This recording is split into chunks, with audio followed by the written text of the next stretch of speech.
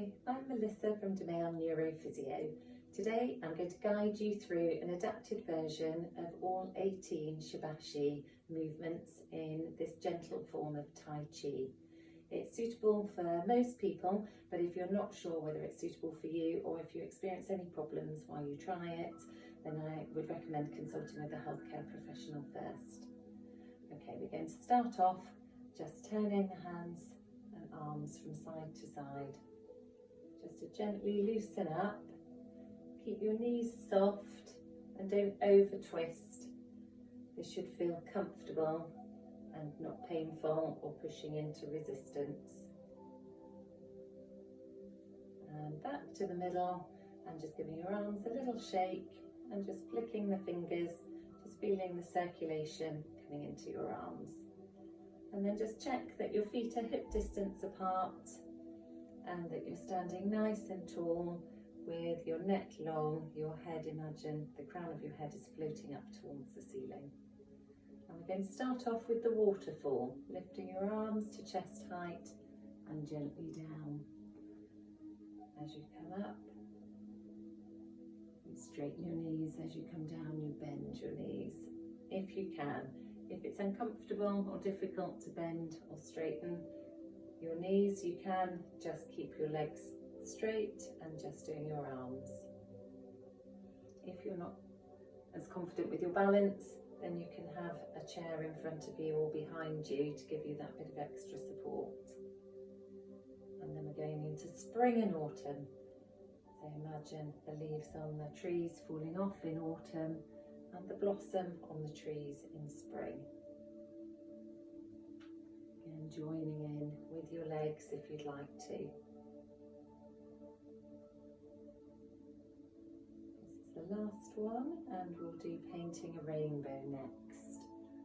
So lifting your hands up, and then imagine you're painting a rainbow on one side, and then painting a rainbow on the other side. And just taking your weight gently to the opposite side to the way your hand is going and following your hand with your eyes. And then separating the clouds, taking your hands apart and floating down and up.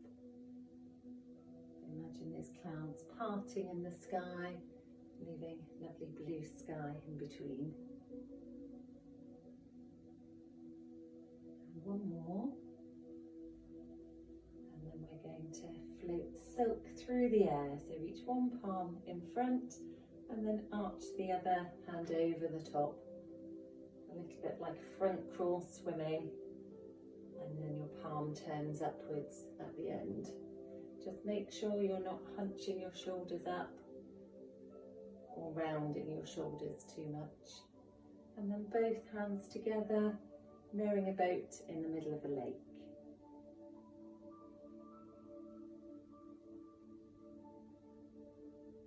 One more, and then raising the sun, reaching one hand in front to the side.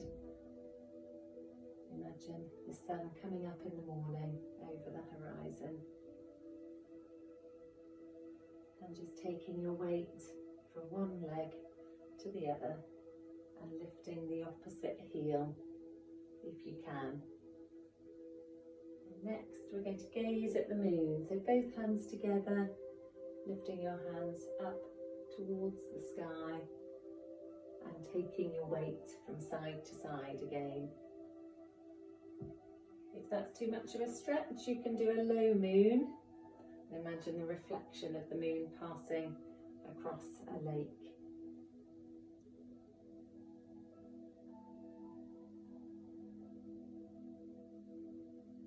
And the next one is lotus leaves rustling in the wind. So pushing your palm to the side, imagine you're pulling back on a rope. So pull back, so the lotus leaf pushes out and rustles in the wind.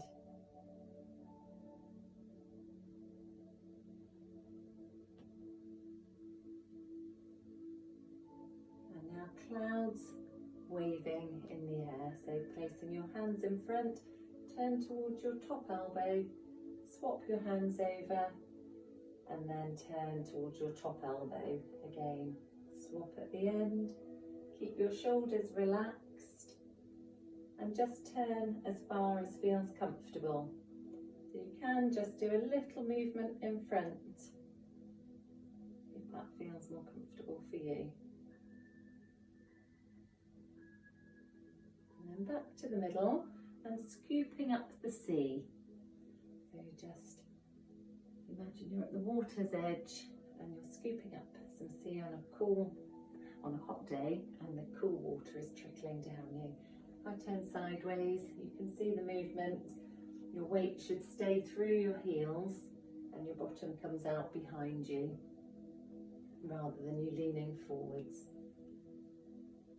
And then pushing the waves. So push and coming back.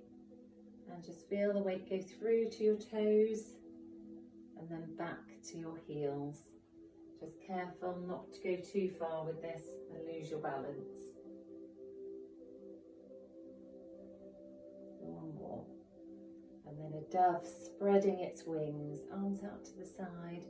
Dove spreading its wings, coming in front and behind. And again, just getting a bit of movement through your upper back there. Extending and just rounding your upper back.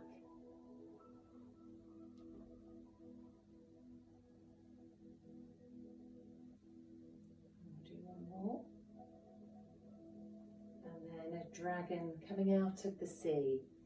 So punching forwards, turn your palm up and bring your elbow back to your side.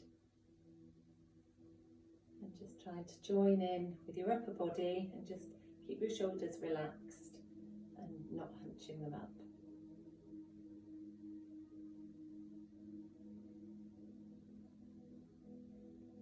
And then a wild goose flying. Lifting the arms up, and if you can, coming up onto tiptoes. If you don't want to, you can just come up to knees straight and just gently bend them. Just work at your level.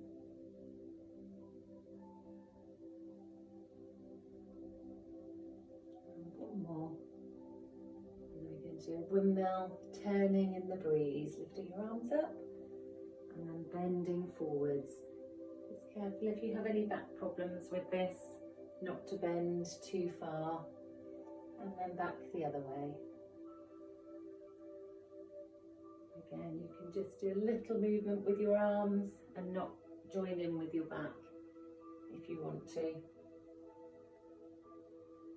And back to the middle. And then stepping and bouncing a ball. So as you lift one hand, the opposite knee and heel lifts up. If you've got good balance on one leg, you can progress to the full move where you lift one knee with the opposite hand. But you can just keep both feet down to stay stable. And then down. And lastly, we're going to balance the chi. Breathe out as your hands go down and breathe in and out and breathing in and out. And one more, breathing in and then placing your palms on top and closing the chi as you breathe out. Thank you.